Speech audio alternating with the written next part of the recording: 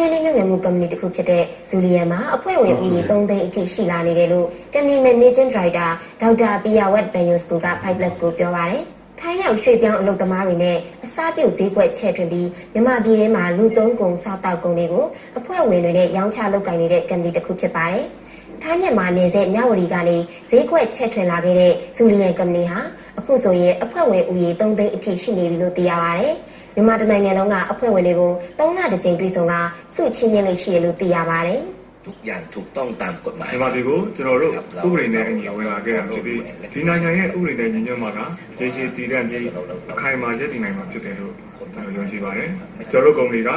တစ်ဖက်တစ်လမ်းကနေမြန်မာနိုင်ငံသားတွေကိုပံ့ပိုးပေးနေတာပါကျွန်တော်အတက်နိုင်ဆုံးမြန်မာပြည်သားတွေကိုလှုပ်ဆောင်ပေးနေပါတယ်လူလဲကုမ္ပဏီရဲ့ကုန်ပစ္စည်းတွေကမြန်မာပြည်မှာလူသိများလာတာထိုင်းနိုင်ငံကမြန်မာရွှေ့ပြောင်းအလုပ်သမားတွေကစတင်ခဲ့လို့ပဲဆိုရမှာပါလူလဲအဖွဲ့ဝင်တွေတနိုင်ငံလုံးတိုင်းတာနဲ့အခုလိုညာတို့အနှံပွဲတွေကို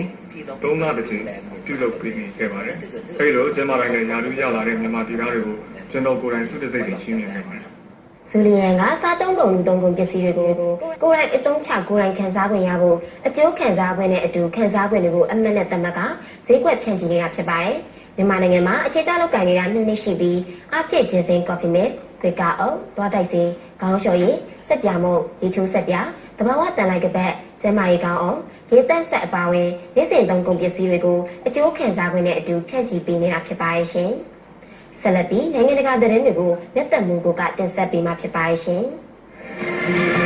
။